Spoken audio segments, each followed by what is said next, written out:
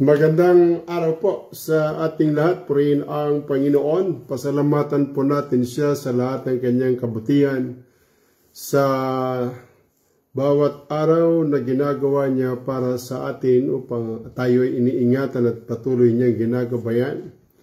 At atin pong tatalakayin ang nakasulat po dito sa Colossians chapter 2. Pag-uusapan po natin itong talatang 23. Pero babasahin natin yung verses 20 hanggang 23. Colossians chapter 2. Ano po? Yun ang ating bibigyan ng pansin. Titingnan natin kung bakit sinabi itong talatang ito sa 23. Ganito po ang sabi ng Colossians 2:20-23. Kung kayo'y nangamatay na kalakip ni Kristo mula sa mga pasimulang aral ng sanglibutan, bakit nawaring kayo'y nangabubuhay pa sa sanglibutan? Kayo'y mangagpasasakop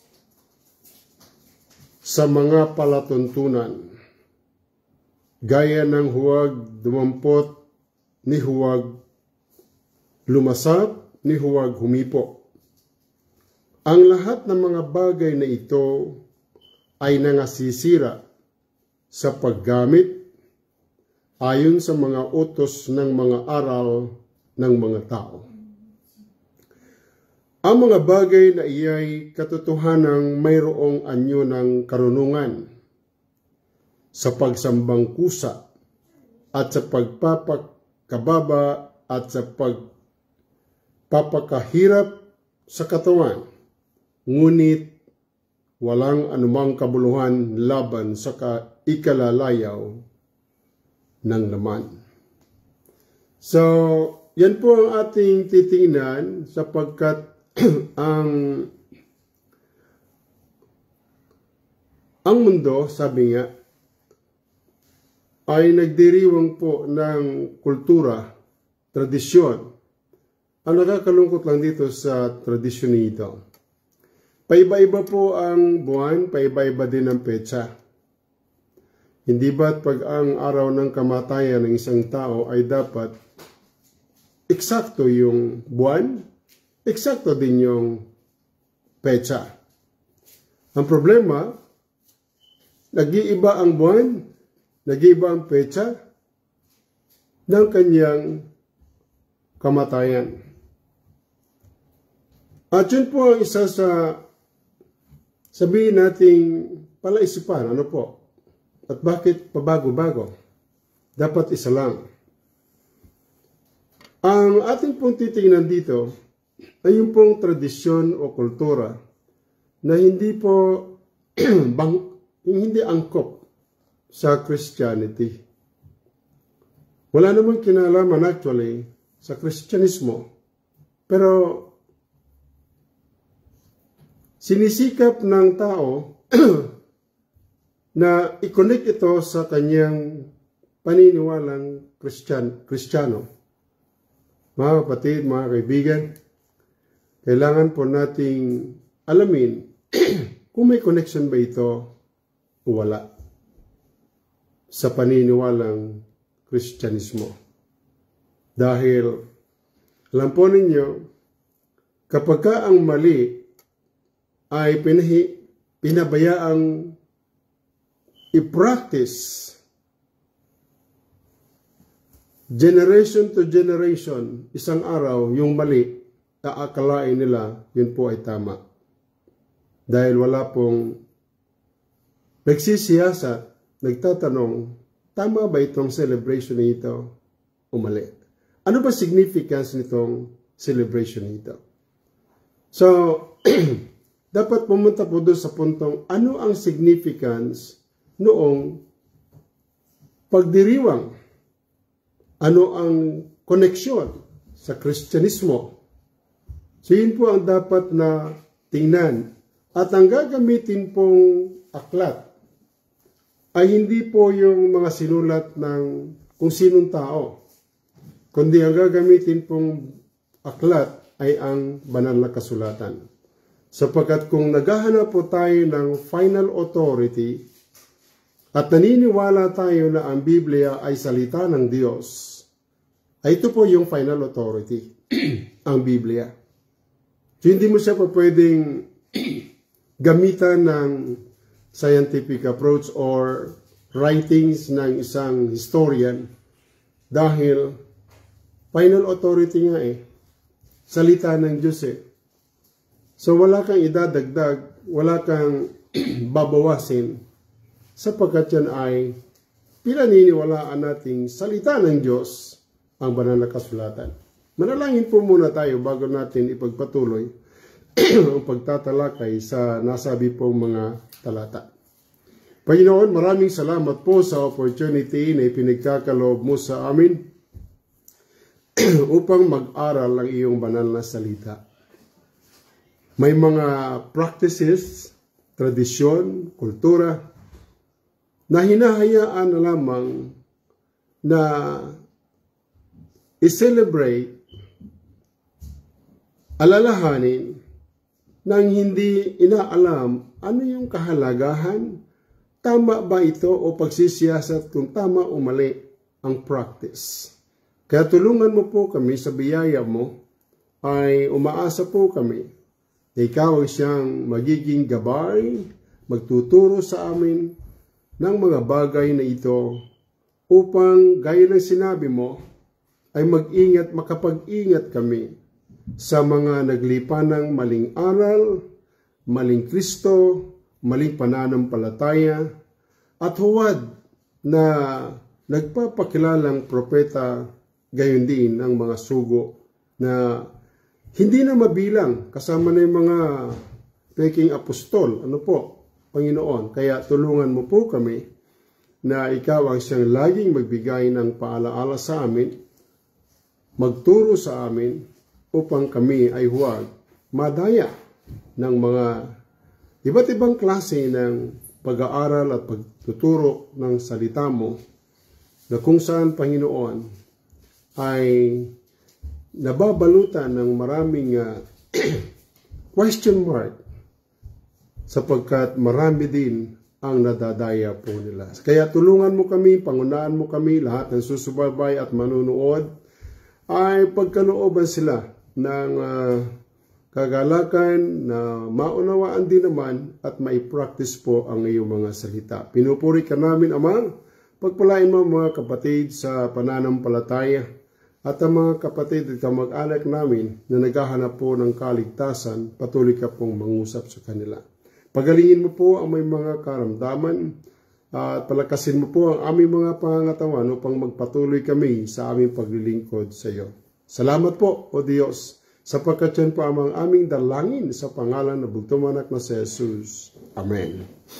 Mga kapatid, mga kaibigan, sabi ni Apostol Pablo sa kanyang sulat nito, sa mga taga-Kolosas, ano po? Sapagkat sabi niya sa kanyang pagsasalaysay sa talatang 20, ano po? Sa verse 20, sabi niya, kung kayo'y nangamatay, nakalakip ni Kristo mula sa mga pasimulang aral ng sanglibutan. Ang kanya pong kinakausap at sinulatan dito, mananampalataya po, Kristiyano sa madaling salita. At dito rin po sa chapter na ito, lagi niya sinasabi, kung kayo'y nangamatay na, kung kayo'y namatay, nakalakip ni Kristo, hanapin ninyo ang mga bagay na nasa itaas. Pagdating sa verse 20, sinabi naman niya, kung kayo ay wala na doon sa mga pasimulang aral na iniaral sa inyo, napalaya na kayo doon, meron siyang sinabi, di ba? Sabi niya, bakit? Tatanong siya Ano po? Bakit na waring kayo'y nangabubuhay pa sa sanglibutan? Ba't parang nasa sanglibutan pa rin kayo? Sabi niya sa mga Kristiyano sa Colossus. Ba't parang nandun pa rin kayo? Yung lifestyle ninyo noon, ganun pa rin. Pero hindi pa rin kayo nawi-withdraw sa pinanggalingan ninyo. Yun po ang sinasabi o sinasaysay ni Apostol Pablo.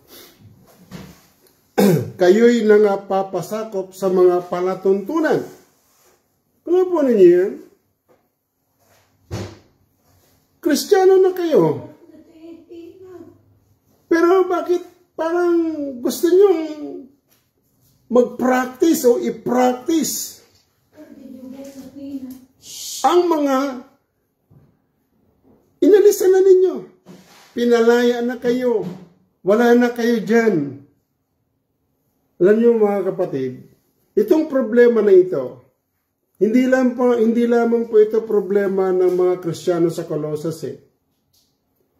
Kahit sa kasalukuyan nating panahon, ang daming so-called Christian, yung pong tumanggap kay Kristo, na baptize, naging Kristiyano talaga, pero magugulat kayo na gusto rin nilang mag-practice ng pinanggalingan nila. No po? Naalala ko tuloy yung Israelites. Di ba, ang Diyos ang pinakang hari nila. Yun ang tagapagtanggol ng Israelites.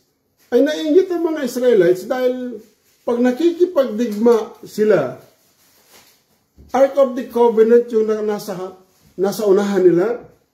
No po? Ang gustong mangyari ng mga Israelites, magkaroon din sila ng hari, at kamukha ng mga kalaban nila na mayroong hari talaga. Ano po? So binigyan ng pagkakataon at yun na nga po si King Saul ang naging hari nila. So ayaw ng Israelites na maging kampante sila sa pagtitiwala sa Diyos. Ganon din ang itong mga sistema ito, ano po? Itong mga Kristiyano sa Colossus. Sabi ni Apostol Pablo, di ba? Wala na kayo dyan? Ba't nangabubuhay pa kayo sa sanglibutan?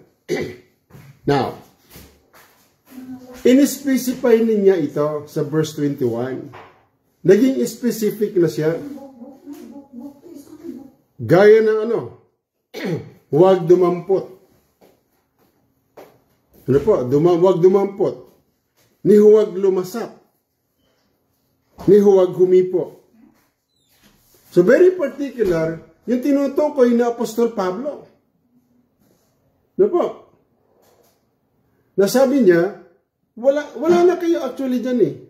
Yung mga practices na yan, wala na kayo dyan. Hindi na kayo napasasakop sa ganyan. Now, ang lahat ng mga bagay na ito ay mga sisira sa paggamit ayon sa mga utos at mga aral ng mga tao. So yung gusto ninyong i-practice uli, wala naman ang silbi yan eh. Wala nang kabuluhan yan. So sabi niya, pagdating sa verse 23, ang mga bagay na iyay katotohanang mayroong anyo ng karunungan at pagsambang kusa, at sa pagpapakababa at sa pagpapakahirap sa katawan. Ngunit, ito po yung mahalaga, ngunit walang anumang kabuluhan laban sa ikalalayaw ng laman. Wala namang kabuluhan. Now, mga kapatid, ang ating pong kultura bilang Pilipino, namulat po tayo, mga kapatid, mga kaibigan, sa mali pong practice ng Christianity. Bakit ko po nasabing mali? Na hindi sinususugan ng banal na kasulatan. At hindi naging practice actually ng mga early Christians. Hindi naging practice. Bumanggit tayo ng mga kultura, tradisyon, practices na hindi naman talaga sinususugan ng Biblia. Maging totoo tayo sa ating mga sarili. Dahil kung hindi po tayo magpapakatotoo sa ating mga sarili, hindi po tayo lalaya. Example, pabasa. Nung araw, nung kabataan ko, dami talaga nagpapabasa. Ngayon, halos mangilan-ngilan na lang. Yung pabasa, ano po, mga kapatid, passion. Wala naman sa Bible yan eh. Hindi yan naging practice ng mga alagad. Bakit? Hindi naman yan pinapagawa ni Kristo sa kanila. Walang utos si Kristo sa kanilang ganyan. Hindi yan Kristyanismo. Sa madaling salita. Yung pasyon, wala po yan sa Bible. Yung pagpapapako, ano po? Ano pa yun? At pagpapagpasan ng cross. Hindi naman iniutos yun ng Bible. Pero bakit pinapractice at hinahayaan na i-practice? Isang malaking insulto yan sa Kristo. Sa totoo lang, walang sinabi si Kristo na para ma-justify kayo sa inyong mga kasalanan, magpasan kayo ng cross. Magpenitensya kayo. Magpapako kayo. Wala pong sinasabi si Kristo at wala siyang iniaaral na yan. Wala siyang aral sa banal na kasulatan. At hindi yan pinapagawa ng banal na kasulatan. Mga kapatid, centurion, sinakulo. Practice ba yan ng Christianity? Kung titignan po natin itong centurion, sinakulo na tinatawag, sino ba yung mga yan? Pagans po yan eh. Mga pagano po yan. Mga sundalo yan ng mga Roman Empire. Nakakutsaba ng mga punong saserdote at saserdote para dakwin ang Kristo. Hindi po yan Christian practice. Pagan practice po yan. Paganong practice. Mga kapatid, mga kaibigan. Kaya kung sasabihin natin, yan ay bahagi ng Christianity o practice sa Kristyanismo, nagkakamali po tayo. Magandang panoorin, di ba? Magandang tingnan. Pero wala po siyang connection para ikaw ay ma-Christianize. Lalo ka lang nagiging pagans sa ganyang klase ng practice. Meron pa isa yung salubong, mga kapatid. Ang daming mga practices na hindi mo ma-consider na naging practice ng mga mananampalataya. Paalala lang po yan, mga kapatid. Ang sabi ni Apostol Pablo, magandang tingnan. Oo nga naman, magandang tingnan talaga. Oo. Dahil parang di makabasag pinggan eh. Pero sabi ni Apostol Pablo, wala namang kabuluhan yan. Ano ibig sabihin nun? Nag-aaksaya ka lang ng iyong lakas, ng iyong resources, at ng iyong buhay, ng iyong panahon. Wala siyang kabuluhan, actually. Ayon sa banal na kasulatan. Magandang pagmasdan, di ba? Pero bakit hindi po yan na itatama? Gayong pwede naman yan, actually, itama. Hindi po nila po pwedeng itama ang mali na practices na yan sapagkat hindi po nila dala-dala ang tama at magaling na aral. Yan po ang kasagutan dyan. Paano nila ituturo ang tama at matuwid na aral kung sila mismo ay wala sa matuwid at magaling na aral? Yun po yung katotohanan dyan. Parang ganito yan. Paano ituturo ang pagka-Diyos ni Kristo kung hindi sila naniniwalang Diyos si Kristo? Ganun lang kasimple yun. Hindi mo talaga maituturo na Diyos si Kristo. Ay, hindi ka naniniwalang Diyos si Kristo eh. Same thing. Hindi ba ituturo na nagkukunwaring Kristiyano ang grupo hanggang hindi siya nagiging totoong Kristiyano? Paano natin yung malalaman? Mga kapatid, babalik kayo sa origin. Paano ba kayo nagsimula? Paano ba kayo sumulpot? Dahil madali lang sabihin, galing kami kay Kristo. Lahat nga ang aming eklesiya ay itinatag ni Kristo. Madali naman sabihin yan Lahat nga nagkiklaim ng ganun Di ba? Pero ganun ba kadaling aminin yon? Ganun ba kadaling tanggapin yon? Na pag sinabing kami ay galing kay Kristo, hindi ka ba magsisiyasat? Hindi mo lang ba aalamin kung totoo yung claim na kayo ay yung church na itinatag ni Kristo? Ano yan? Magic? Ang Bible ay kompleto po ng record. At ang Biblia ay nagpapaliwanag ng kanyang sarili upang tayong lahat makinabang ng katotohanan mula sa laman ng banal na kasulatan. Ito na nga po sabi ko, paano maituturo ang katotohanan kung wala sa kanila ang katotohanan? Tingnan po ninyo. Pagpasok ng 1500s sa Philippines at magpapakilalang Kristiyano sila, anong gagamitin mo para masiyasat mo kung tama sila o mali? Siyempre ang Bible. Ito yung final authority, di ba? Hindi mo pa pwedeng yakapin ng isang particular na grupo kung hindi ka satisfied sa laman ng banal na kasulatan.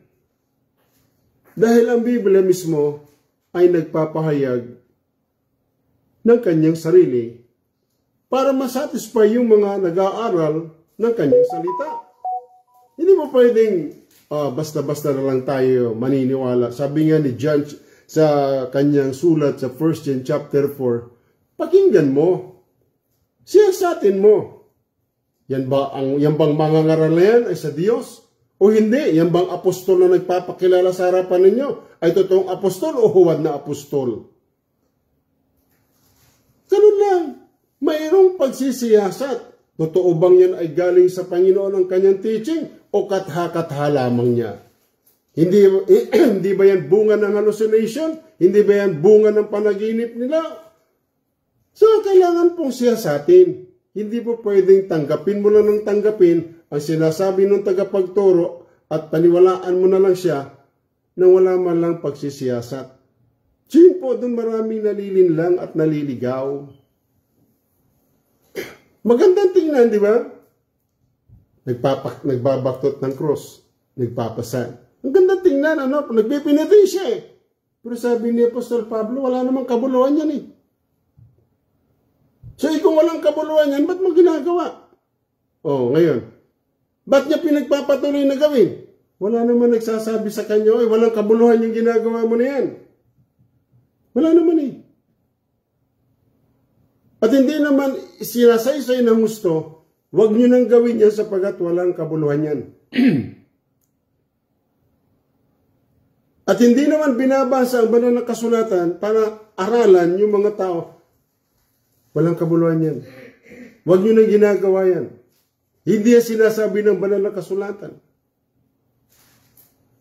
Walang utos si Kristo tungkol sa bagay na yan.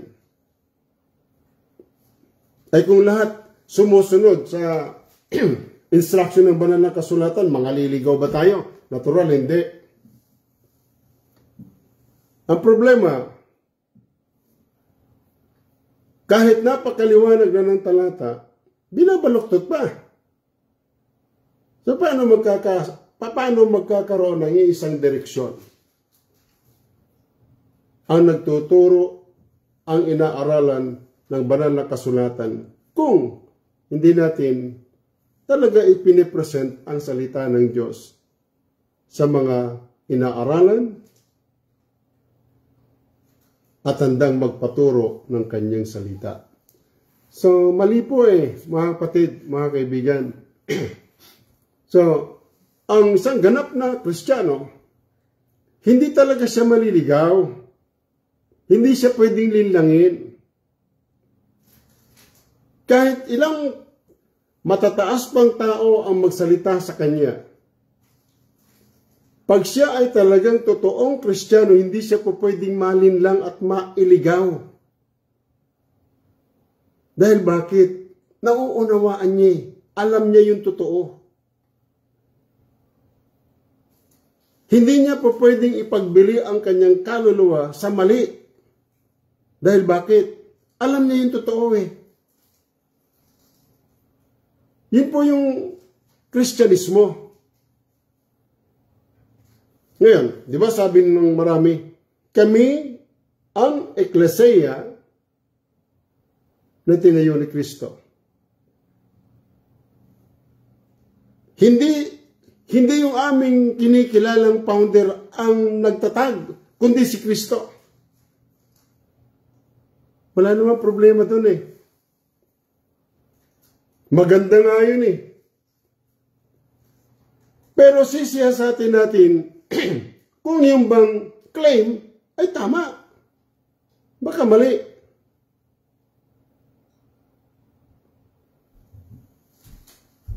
So, mahalaga po ang pagtatalakay, ang pag-aaral at pagsasaliksik ng banal na kasulatan. So, balikan natin. Ang araw ng kamatayan ng isang tao, hindi pwedeng pabago-bago ang petsa. Hindi pwedeng pabago-bago ang buwan. Isa lang. Sapagkat napakahalaga nun. Yung petsa na yon. Yung araw na yon. Pero sa pagsasaliksik ko ng banal na kasulatan, ang gusto kong makita po natin, mga kapatid, yung mga kaganapan ng si Kristo ay hulihin, nung si Kristo ay ipako, nung si Kristo ay nabuhay na maguli. Bibigyan po natin ng pansin yan. Bakit? Yan po yung pinakamahalagang dapat natin malaman sapagkat yan pong mga okasyon na yan ay meron po yung kinalaman sa pagbabago ng tipan. Kaya nagkaroon ng Christianity. At dapat nating alamin yung mga significance na events diyan na marami pa rin ang hindi nakakaunawa na may mga practices na tinapos si Kristo, inalis na ni Kristo, at binago ng tuluyan ni Kristo. Ang problema, gaya nga ng sinabi ni Apostol Pablo, sa, ano ba yung, yan? 2 Timothy ba? Tingnan nga natin. Meron sa sinabi sa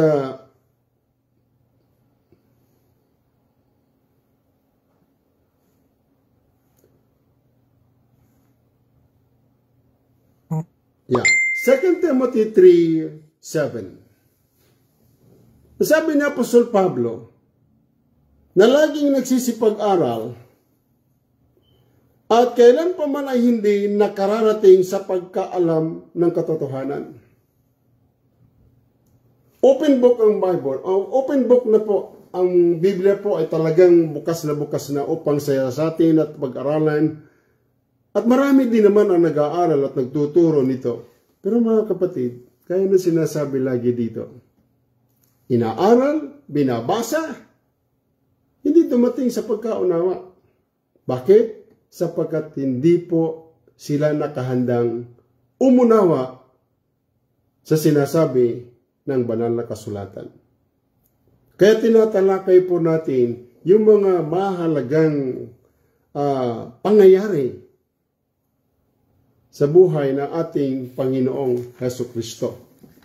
Now, so pag mali po ang pattern ng Christianity, hindi po yan magiging tama. Basta mali ang naging pattern. Sapagkat napakahalaga po na ang pattern ng Christianity ay manggagaling sa pattern ng ating Panginoong Hesukristo na makikita at mababasa po natin sa banal na kasulatan. Okay?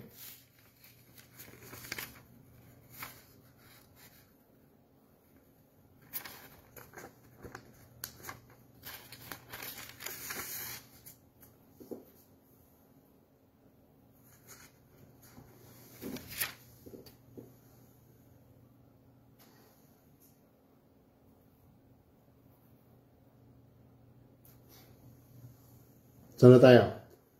Punta tayo ngayon sa pagpasok ng 1500s. Kilalang kilala ang Limasawa Island na kung saan ipinagmamalaki doon naglanding ang may dala ng Biblia at nag-establish sila ng kanilang paniniwala at pinakilalang Kristyanismo. Mga kapatid, pansinin po natin ang Panginoon bilang founder ng Christianity. Pansinin po natin. Nung si Kristo nananalangin, matapos manalangin, sa Getsemani, at nakatagda na siyang hulihin, natatandaan ninyo, doon sa kanyang mga kasama, mga alagad, meron dong may hawak na tabak Matapos halikan ni Judas ang ating Panginoon, meron dong isa na tinapyas yung tainga ng sundalo, di ba? Nasabi ng Panginoon, ibalik mo yan sa lalagyan. Ang gumagamit ng tabak, mamamatay sa tabak. Dinampot yung tainga, di ba? Ikinabit uli na parang walang nangyari. Ano ibig sabihin yan, mga kapatid? Ang Kristyanismong itinatag ni Kristo, hindi nakikipagpatayan. Hindi gumagamit ng pamuksa, ng sword, ng tabak, ng pana, ng sibat. Hindi gumagamit. Bakit? Sapagkat ang digmaan ng Kristyanismo ay hindi naman po suntukan Hindi naman ispadahan yun Hindi naman patayan yun Ang digmaan ng Kristyanismo, espiritual. Hindi pisikal. Kaya kung nagpapakilala ang may dala ng Biblia pumasok sa Philippines, 1500s, nakipagpatayan, mga kapatid, hindi Kristyanismo yan. Hindi Kristyanismo yan. Dahil ang totoong Kristyanismo, hindi po pumapatay. pinapatay. Sila po ang pinapatay. Yung mga missionaries na pumupunta sa mga tribo-tribo, pinapatay, kinakain.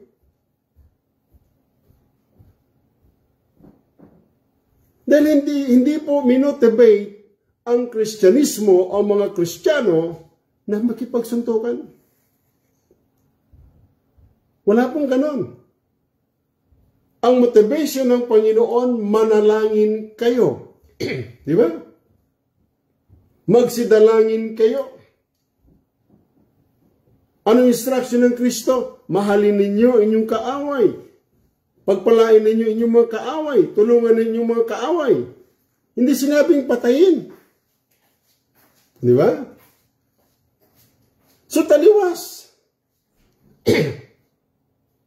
Paglanding sa Limasawa Island, anong ginawa? Nakipagpunong braso. Nakipag-ispanahan, nakipagpatayan. Tapos ipopromote mo Christianity. Di nilagay mo sa kahihiyan yung Kristo. Kaya sabi tuloy sa banal na kasulatan, sila ay mga kaaway ni Kristo. Nagkukunwari silang Kristiyano pero hindi. Kala mong bigat nun.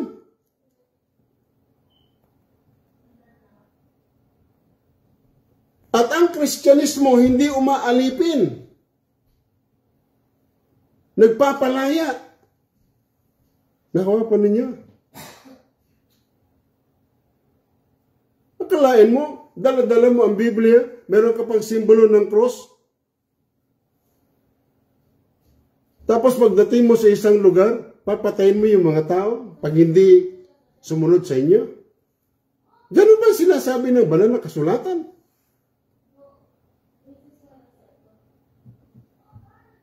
Sabi ko nga sa inyo mga kapatid, matapos manalangin ang Panginoon at ang mga alagad, dumating si Judas. Tinanong ni Kristo, sinong hinahanap ninyo? Ilang beses sinabi ni Kristo, ako yon. Tinapyas yung tainga nung kasama nila.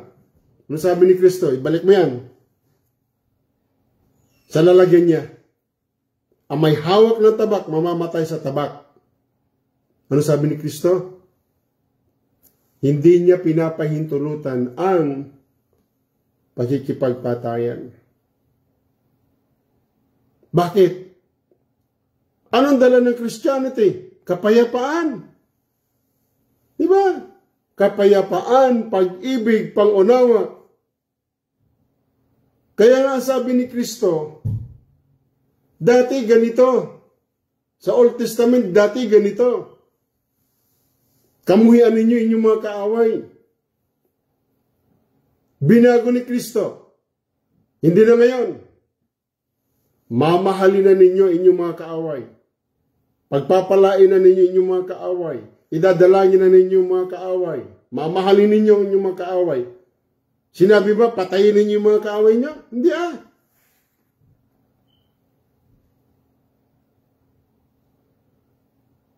So hinayaan yun, hindi itinuwid yun.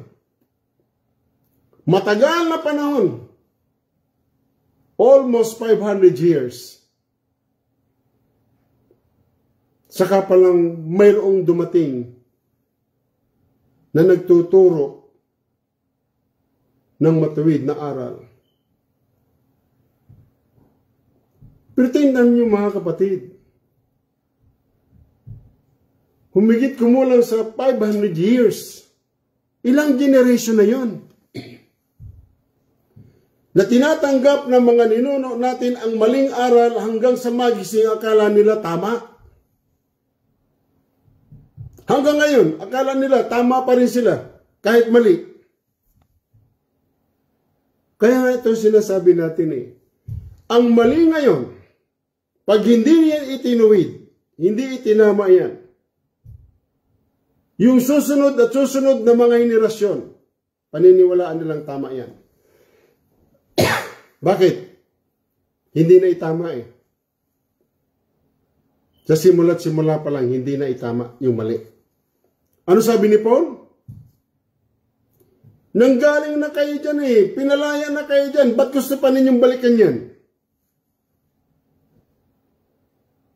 Kung sino concern? Yung Kristiyano. Yung naaralan. Yung na-Christianize. Yung totoong tumanggap kay Kristo. Yung totoong na born again. Yung totoong may Espiritu ng Diyos. Mahalaga po mga kapatid. Napansin ninyo doon sa John chapter 15. Ano sabi ni Kristo sa mga alagad? Kamumuhian kayo ng sanglibutan dahil sa akin. May instruction ba si Kristo? Pag kinamuhian kayo ng sanglibutan, maghanda kayo ng kanyon. Tapatan ninyo, ganun ba? Wala po siyang sinabing ganun. Pag kinamuhian kayo ng sanglibutan, ipakain ninyo sila sa leon. Ganun ba sinabi? Yung nagpanggap na Kristiyano, pag nakahuli sila ng mga mananampalataya, ano ginagawa nila? Pinapakain nila sa leon. Pinupugutan nila ng ulo. Ganun ba sinasabi ng Biblia ang Christianity?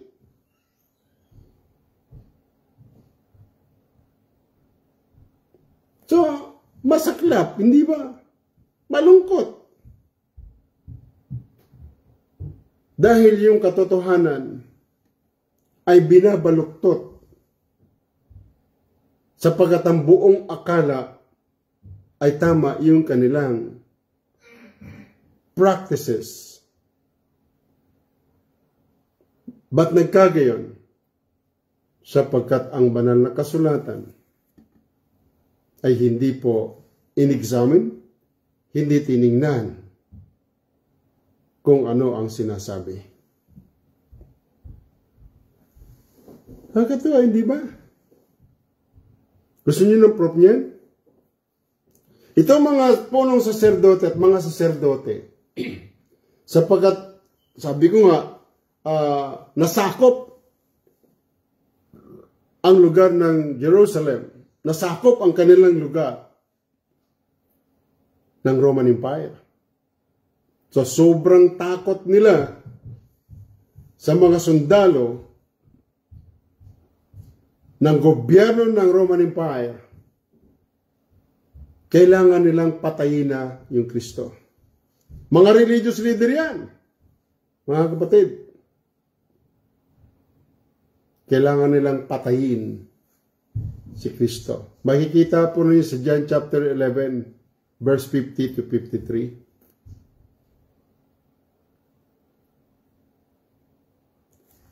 Mataas ang punong saserdote at mga saserdote, mga religious leader.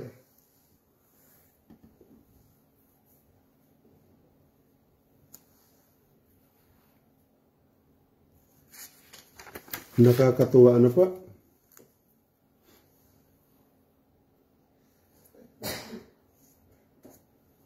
Kaya kung tayo po ay magpa-practice ng kinagis na nating practice, alamin po natin sa Biblia, tama ba yung practice? Sinasang-ayunan ba ng banal na kasulatan? Naging practice ba ng Kristiyano sa Biblia ang pasyon, ang pagpapapako, ang penitensya? Naging practice ba ng mga Kristiyano yan? Kung hindi, huwag mo nang gawin. Hindi naman pala naging practice eh. Dahil ang sabi ng banal na kasulatan, walang kabuluhan yan, walang saysayan, walang silbi. Akalain mo yun? Iniinsulto mong mabuti ang ating Panginoon dahil sa tradisyon na kinagisnan, kinamulatan na hindi mo inaalam, hindi pala sinasang-ayunan ng banal na kasulatan. Mga kapatid, balikan natin ang atin pong text. Ang sinusulatan ni Apostol Pablo, Kristiyano, pinalaya ni Kristo sa ceremonial laws. Pinalaya ni Kristo sa mga salit-saling sabi. Pinalaya ni Kristo sa kung anong mga practices na hindi po nakapagbibigay kaluwalhatian sa Panginoon. Sabi ni Paul, malaya na kayo eh. Bakit naman? Bakit gusto ninyong balikan yan? Ba't gusto ninyong balikan? Alam niyo mga kapatid, maraming so-called Christian talaga nagagawa po nilang mag-practice ng palihim ng kanilang kinamulatan. Tandaan po natin, ang mga bagay na kung saan inalis ka ng Diyos, huwag mo nang babalikan. Alam niyo kung anong tawag dyan? Aso. Yan po ang description na ginamit ng Panginoon dyan. Aso. Yung aso pag sumuka, kinakain pa niya. Kaya pag ginawa mo yan, ikinukumpara ka ng Panginoon sa isang aso. Kaya yung sinasabi ko, di ba? Ang isang totoong mananampalataya, totoong naligtas, hindi mo yan kayang i-brainwash. Ligtas yan eh. Alam niya yung totoo. Alam niya rin yung mali. Alam niya yung aral na bunga ng panaginip. Alam po niya yun. Bakit? Nakatahan ang banal na espiritu sa kanya. Yung banal na espiritu na kumukubkub ng kanyang buong pagkatao, pinapaalalahanan siyang lagi para makapag-ingat sa mga mandarayang aral at tao. Yun po ang buong katotohanan. Hindi mo madadaya ang totoong naligtas. Dahil bakit? Silyado yan ng kapangyarihan ng Diyos. Ang nadadaya lang ay yung talagang nagkunwari na kasama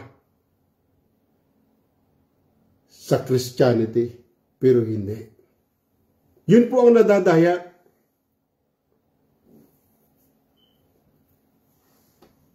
Kaya tatandaan natin, sabi ni Apostol Pablo, malaya na kayo eh. Wala na kayo dyan. Kaya nga sabi niya, sa kanyang mga salaysay, mga kapatid, ginagamit niya itong kung kayo'y nangamatay na, nakalakip ni Kristo. Self-evaluation. Suriin mo ang iyong sarili. Talaga bang na kay Kristo ka? Talaga bang naligtas ka? Totoo bang ikaw ay ligtas? Baka naman nagliligtas-ligtasan ka lang. Totoo bang Kristiyano ka? Baka naman hunyango ka lang. Baka naman nagpapanggap ka lang. Kaya yun po ang ginagamit ni Apostol Pablo. Tingnan po ninyo. Ito yung chapter 3 ng Colossians. Meron siyang ginamit dyan. Tingnan nyo. Kung kayo nga'y muling binuhay na kalakip ni Kristo. Saan ang focus? Sa langit. Mga bagay sa langit. Ikaluluwalhati ng Diyos. Anong instruction? Patayin nga ninyo ang inyong mga sangkap. ng katawang na nasa ibabaw ng lupa. Pagdating sa chapter 2, yung sa chapter 2, balikan natin. Ano sabi ni Apostol Pablo? Kung kayo ngayon nangamatay na.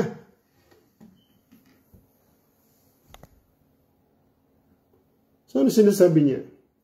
Suriin mo. Alamin mo. Kumusta kalagayan mo bilang Kristiyano? Naiinggit ka bang i-practice yung kanilang practice? Alam niyo mga kapatid,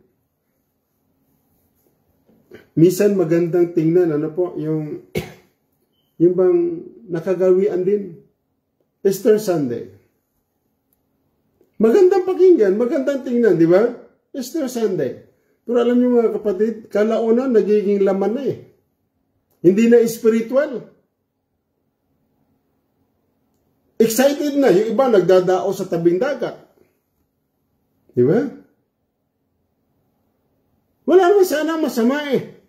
Pero mga kapatid, hindi na spiritual, kalaunan. Habang tumatagal, nagiging laman na eh. Piknikan. Ang focus na po, kalayawan na. Nawawala na po doon sa focus. Wala na sa pinakang sentro. Hindi naman nagpiknik ang mga alagad eh.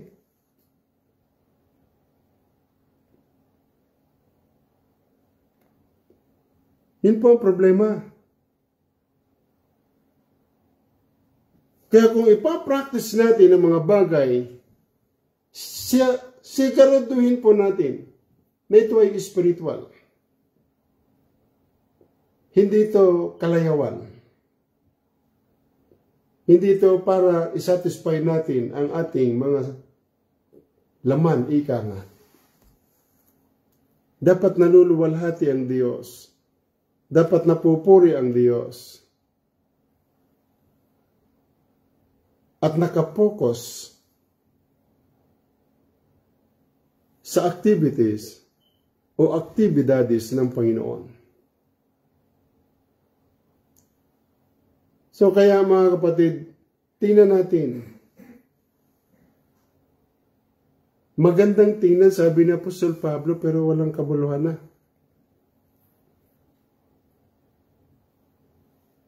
So kinukunik po natin sa present situation natin na dati-rati ang Easter Sunday talagang makasaysayan, napakaganda. Habang tumatagal, pumapangit, sumasama. Sapagkat iba na po ang focus ng isip, ng puso, ng tao. Ito po ang dapat natin bantayan. Kapag tayo ay magpa-practice ng mga bagay na may kinalaman sa ating spirituality, gawin po natin naluluwalhati ang ating Diyos at hindi pa ang ating mga sarili. Kung papaanong itinutuwid tayo ng Panginoon, tayo mismo ay magpasakop sa kanyang kapangyarihan. Klaim po ninyo yan mga kapatid? Nakakalungkot minsan. May magpa-practice ng sinakulo. Kulang-kulang yung kanilang activities.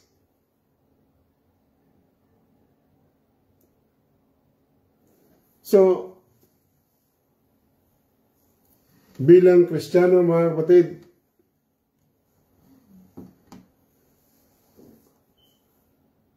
maging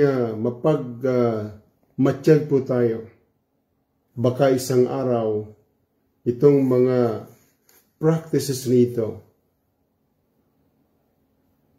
ay maging diving board ng marami papalayo sa Panginoon.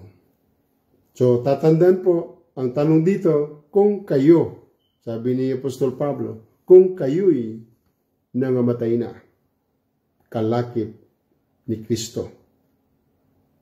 mula sa pinanggalingan ninyo. Huwag na kayo mag-practice nun. Dahil wala na kayo dyan. Ano sabi sa 2 Corinthians 5:17? Narito, sila'y pawang naging mga bago. At kung bago na, lalakad na sa pamantayan ng Panginoon.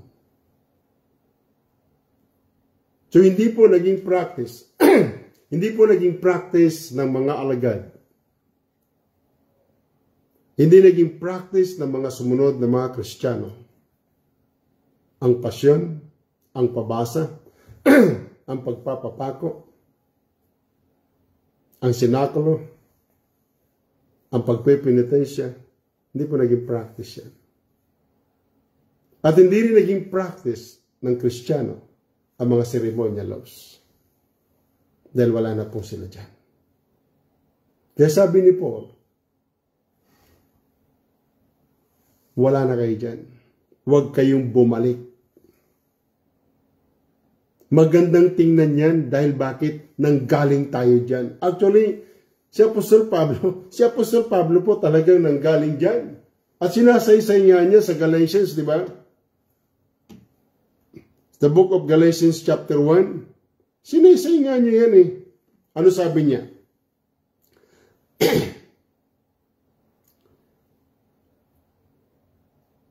Sa verse 13. Ano sabi niya? Sapagkat inyong nabalitaan ang aking pamumuhay ng nakaraang panahon sa relihiyon ng mga Hudyo. Sabi niya sa mga Kristiyano sa Galatia, siguro naman kilala ninyo ako kung sino ako. Ay sino ba hindi makakilala kay Apostol Pablo, kay Saulo? Ano po? E pag sinabing Saulo, talagang kinatatakutan yan. Dahil bakit? Meron siyang license to kill. Mula sa punong saserdote at saka saserdote, di ba? So, kilala ninyo ako. Alam naman ninyo, di ba? Nabalitaan ninyo yan. Well known ang pangalan ko, di ba? Nung pinatay si Esteban, nandun ako eh. Witness ako doon. Ano pa? Kung paanong aking inuusig na malabis at nilipol ang iglesia ng Diyos. Ano sabi? Kung paano ko inuusig, pinapatay ang mga Kristiyano. Ano pa? Nung papunta sa Damascus, di ba? Anong purpose niya doon? Di ba? Para patayin yung mga Kristiyano na masadaanan niya?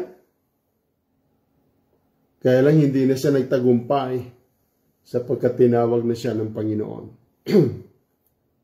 At sabi niya, at ako'y nangunguna sa relihiyon ng mga Hudyo nang higit kaysa marami sa aking mga kasinggulang sa aking mga kababayan. Palibhas ay totoong masikap ako sa mga saling sabi ng aking mga magulang. Itapon ninyo yan? Diehard siya sa tradisyon. Diehard siya sa kultura nila.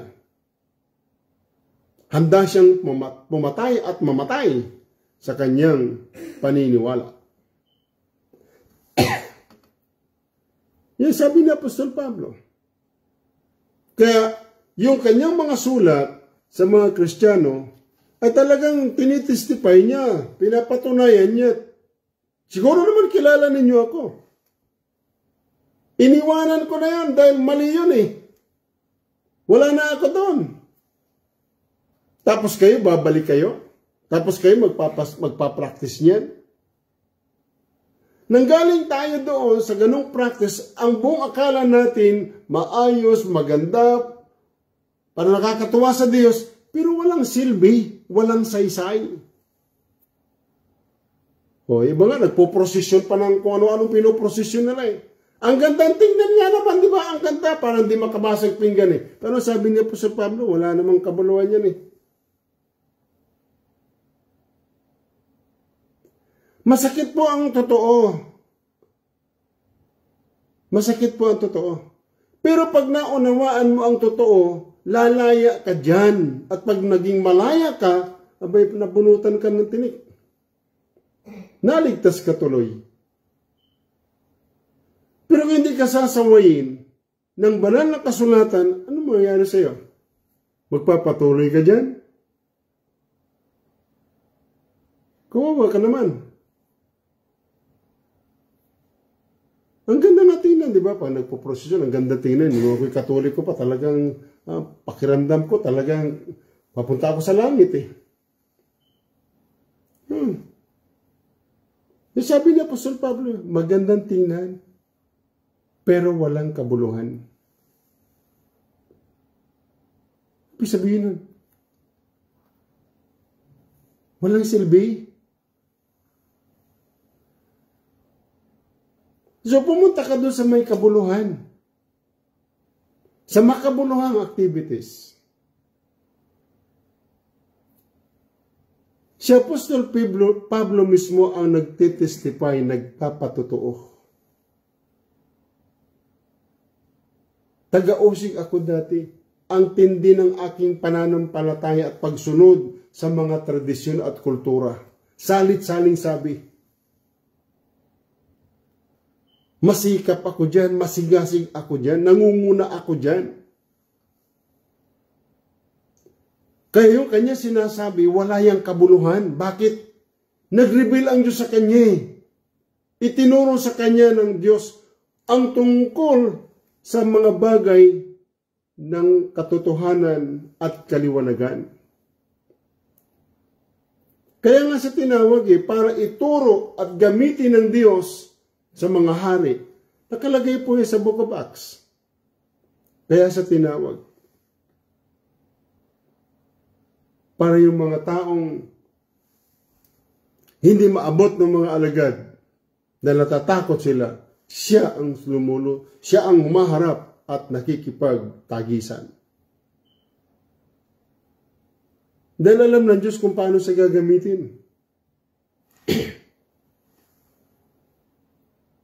Kaya pagdating sa verse 15, sinabi na niya, ngunit ng magalingin ng Diyos. Ito yung sinasaysay niya yung Acts chapter 9. Ngunit ng magalingin ng Diyos na siyang sa akin ay nagbukod, buhat pa sa tiyan ng aking ina, at ako'y tawagin sa pamamagitan ng kanyang biyaya. Anong nangyari? Na ihayag ang kanyang anak sa akin. Kitam, upang siya'y aking ipangaral sa gitna ng mga hintil. So anong ginawa niya? Pagkarakay, hindi ako sumangguni sa laman at sa dugo. Ano ibig sabihin nun? Nag-concentrate siya, nag-focus siya sa spiritual life niya, sa spirituality. Alam niyo mga kapatid, sa totoo lang, pag na-encounter natin si Kristo, ang Diyos, dapat talaga nakapokus tayo sa Kanya. Para i-equip niya tayo sa Kanyang kapangyarihan upang tayo gamitin.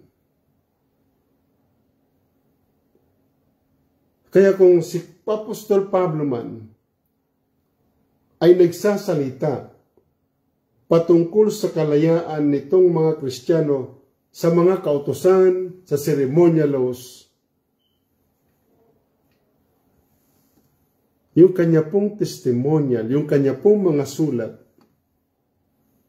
nangyari sa kanyang buhay. Kung sinabi niyang, wala na kayo dyan, sinasaysay niya yung kanyang sarili. Nakita niyo ako, wala na ako dyan. Nakita niyo naman siguro dati, die hard ako dyan. Pero ngayon hindi ko na pinapractice yan. Kita pa niya yan? Kaya kapatid, kung iniisip mo na wala namang masamang i-practice yung pinanggalingan mo, nagkakamali ka dyan. Ano sabi ni Apostol Pablo? Walang kabuluhan yan. Pag sinabing walang kabuluhan, huwag mo nang i-practice dahil wala namang kabuluhan. Kung sinasabi mong Kristiyano ka, sundan mo yung teaching ng Christianity. Alamin mo ang sinasaysay ng Kristo sa kanyang eklesiya. Tandaan po natin mga kapatid,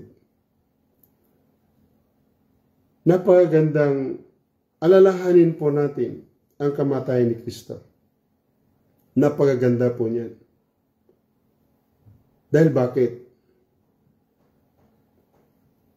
Kung hindi namatay si Kristo, wala namang kabuluhan yung pananampalataya natin.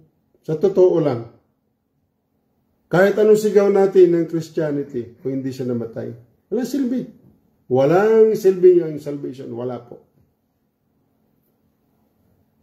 Kung hindi siya namatay sa krus ng Kalbaryo, wala silbi lahat yan. Kung hindi siya mabubuhay na maguli, kung hindi siya nabuhay na maguli, wala rin pong silbi. Bakit? Bitin. Kaya napakahalaga po talaga itong events na ito. At magugulat po kayo sa patuloy nating pagtatalakay ng events na yan. Pangyayari na yan.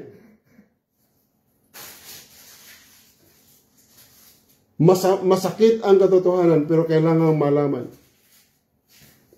Yung practice ng Old Testament ay hindi na practice after ng kanyang resurrection. Yung function ng high priest at saka priest, wala ng silbi. Masaklap po yan. At malalaman po natin yan sa susunod nating pagtatalakay. Tatalakayan ko sa inyo. Bakit wala nang saysay ang high priest at priest pagdating ng resurrection? At malalaman din natin kung bakit nagkaroon ng panibagong day of worship sa banal na kasulatan. Dahil yan kay Kristo. Dahil si Kristo ang author ng New Testament. At si Kristo ang founder ng Eklesiya. At si Kristo ang founder ng ating pananampalataya. Kaya napakahalaga po. Ang kinu-question lang natin, pero hindi natin binibigyan ng maraming ano yan. Ba't po bago-bago yung pecha? Dapat isa lang. Pero dahil hindi tayo tututok sa pecha, tututukan natin ang pinakamahalagang pangyayari. Yun ang atin pong uuriratin. Dahil pwede tayong dayain ng kaaway pag pinag-aralan natin yung pecha. Parang kamukha din yan ng December 25, mga kapatid. Yung mga kaganapan, yung detalye ng kaganapan, ang ating titingnan sa banal na kasulatan. Pero kaibigan, gusto kong malaman sa iyo, ikaw ba'y ligtas na? Dumating ba sa punto, isang araw, tinanong mo ang iyong sarili, kung ako ba'y mamatay ngayon, saan ba ako pupunta? At the same question, kung mamatay ka ngayon, saan ka pupunta? Alalahanin mo, minsan lang tayo binigyan ng buhay ng Diyos. Ang buhay maikli, ang buhay hindi tiyak, pero isang araw mamamatay tayo. At ang kamatayan, hindi natin pwedeng tanggihan. Pagka yan ay kumatok sa atin, yung appointment na yan, walang pwedeng magsabing sandali lang. It is appointed unto men once to die. After this is judgment. Itapon ninyo yan. Kaya samantalang nabubuhay pa tayo at mayroon pa tayong opportunity magsisi sa ating mga kasalanan, buksan natin ang ating mga puso, tanggapin natin si Kristo, sampalatayanan natin siya, at pag ginawa mo yan, sa oras na ito, ano sabi ni Kristo doon sa isang magnanakaw? nang sabihin niya, nang magnanakaw sa kanya, Jesus, alalahanin mo ako pagdating mo sa iyong kaharian. Sa iyong kaharian, sabi ng magnanakaw. Ano sabi ni Kristo? Ngayon din, kasama kita. Kita po niya. Kaya kung tatanggapin mo si Kristo ngayon din, maliligtas ka. Basta totoo ba yun? Sinabi ng banal na kasulatan. Sumampalataya ka sa Panginoon at maliligtas ka. Ngayon din. Gusto mo ba siyang tanggapin? At kung yan ang iyong pasya, maraming salamat sa iyo. Manalangin tayo. Salamat po, Panginoon, sa kabutihan mo sa bawat isa sa amin.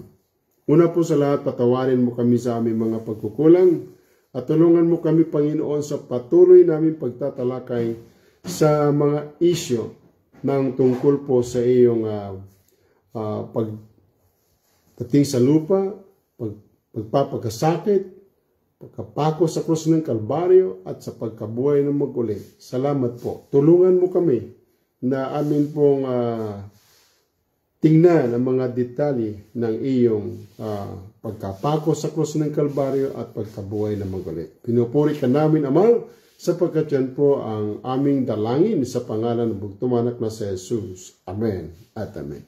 Salamat po at pagpalain kayo ng ating Panginoon. Sa Friday po, tatalakayin natin yung napakahalagang mensahe na ating Panginoon sa krus ng Kalbaryo. Mabuhay po kayo. God bless you.